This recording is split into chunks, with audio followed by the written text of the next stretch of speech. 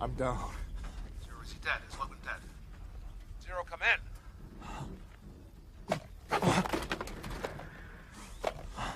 You tried to kill me. Logan, where's Victor? Come back to base. I'll explain everything. We'll take Victor down together. Wrong answer. After I kill Victor, I'm coming for you. You wanted the animal, Colonel.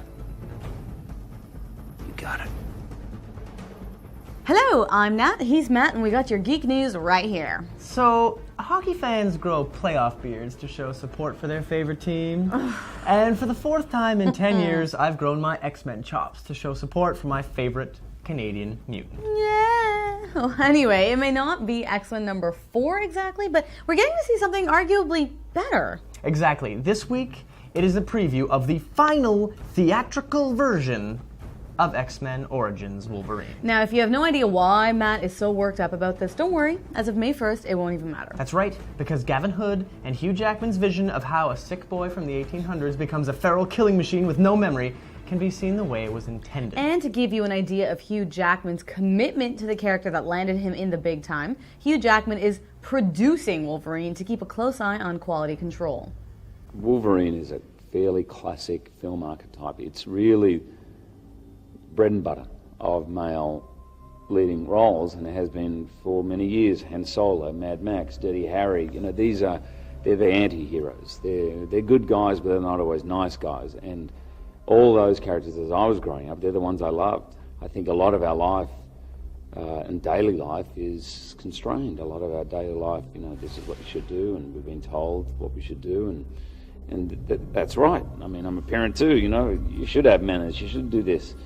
It's just so much fun not having any of those rules. It's just, I gotta tell you, being a guy who, his heart's in the right place, but he just says the wrong thing, and he gets too angry, and he occasionally kills an innocent person. Minor indiscretions, really. But it's just fun. It's as close you ever come as an actor to playing the bad guy and still being a hero. You're not from around here, are you? What gave me away?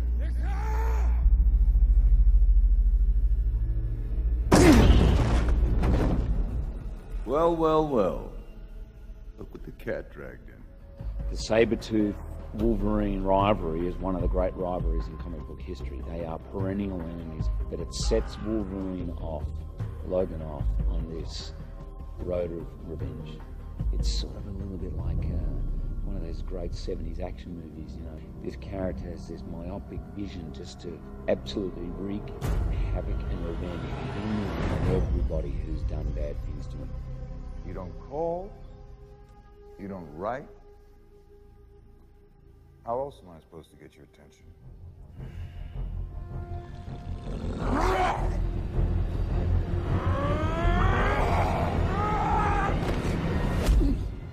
One of the great things for the fans is in this movie we see him transform into the character we know. He wasn't always like, he didn't always have metal claws.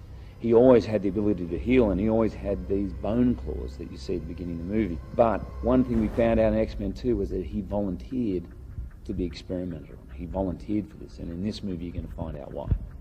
We're going to make you indestructible. But first, we're going to have to destroy you. You will be able to withstand virtually anything. It's called adamantium. You're going to have to embrace the other side. Become the animal. Let's do this. It really is pretty clear that Hugh Jackman is a serious creative force behind this film, and I've got to say, it makes me pretty happy to know that. He really does know the character better than just about anyone but Stan Lee, and making sure that he's happy with the film seems to be everyone's #1 priority on this movie. And Wolverine is rocking a cast that includes Liev Schreiber, Dominic Monaghan, Daniel Henney, and of course, a sword-swinging Ryan Reynolds playing Deadpool. Badass. So Hugh Jackman has some pretty great support to help him bring us the first chapter in Logan's history. I've worked on this film for a year. I've been involved with every draft. I've been involved intimately with every casting decision. Every cast member we have, I'm happy to say, is someone that I've been passionate about. So I arrive on set, like, yeah, it's you. Hey, how you doing? I'm so thrilled you're here. It's a very different feeling, and I think because of that, the moments between action and cut have probably been more enjoyable on this than any of the other X-Men films. I'm afraid of dying. How do you know? You've never tried it before. There's something about Hugh which is, there's a level of commitment to him as an actor that every once in a while you're just not sure he's entirely sane, and that's what I think makes him work so well as Logan. Hugh is Wolverine. I mean, or Wolverine is Hugh. I'm not quite sure. It's you know, these kind of things work from the top down. You know, I mean, if you have a great leader, and that's what Hugh is, I think you know, it sort of keeps everyone going. You know, it's pretty incredible. He's a testament to movie stars everywhere. With Wolverine, I think if you want to compare it to the other three X-Men films, it's just definitely so much more real in this one and much more raw. And I think that's a combination of what Hugh wanted and what Gavin wanted, and they really want to make it fun for the comic book crowd and for everyone. Wolverine has some qualities and certain aspects to him that are sacred and are right. Number one, he's badass. And I don't think in X-Men 1, 2, or 3, we've had moments, I don't think he's been badass enough. So that was in this film he's going to be badass. And I think that's what the fans want. Secondly, there's certain things about his past and other characters and things he's been involved in, and we've used those. We've also got some things in this movie that only the fans will appreciate. It won't spoil the movie for other people, but they'll just they'll go, oh, I get it, that's cool. Those were good people back there. Innocent people.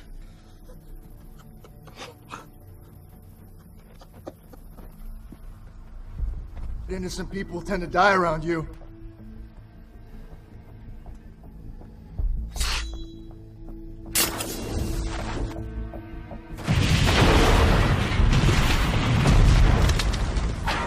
Bryan Singer was the director of the first two great X-Men movies. Before he decided to simultaneously cack up the third X-Men movie and the fifth Superman movie by leaving Fox for Warner and making two bad movies. Exactly. Well, but for this one, we've got Gavin Hood, who you may know as an actor on Stargate SG-1 more than from his director's bio. But don't worry, his name isn't Brett Ratner.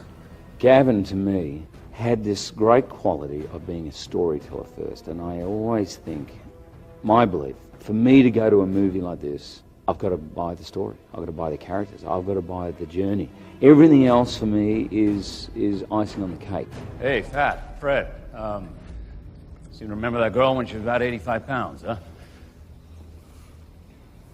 Oh, that's funny. You're still so funny, Logan. You know where Victor is? No idea. What's the island, Slim? Don't let the door hit you on the way out, Logan. Listen, I ain't leaving here till you tell me where Victor is. So come on, bub, for old time's sake, huh? Did you just call me Blob?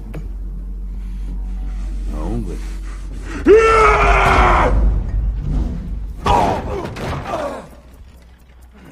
Told you not to mention his weight. Why'd you call him Blob? What I hope will be interesting about this film is that it will, first of all, it will offer all and hopefully more of the adventure and action and all of those exciting things that make it a good roller coaster ride. But I hope what's driving that roller coaster ride is some genuine emotional conflict between the characters.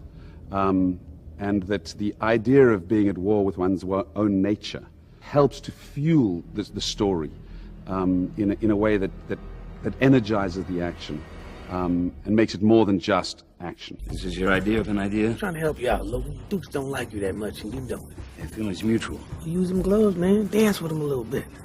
Allow him to let his anger out on you. Figure if you do that, he'll probably tell you everything you want to know. Come on, man, look at him. You have a corn. Is there even a stretcher big enough to take this guy out of here?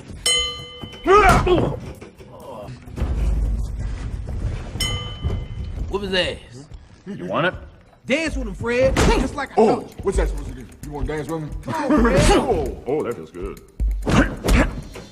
Yes, it needs to be visually stunning. Of course, the action needs to be amazing and rollicking and hard-hitting and never seen before kind of stuff.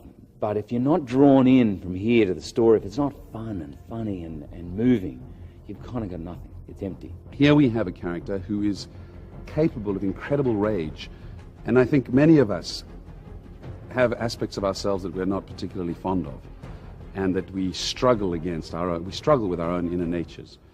and finding that struggle in Wolverine in a sort of mythic, epic way, in the same way that the Greek gods threw thunderbolts and conjured up storms, and those great stories were really about dealing with human emotion in a sort of epic and grand way, and that gave me my way into the film. You can't beat him, Logan. You know you can't. Find him and kill him.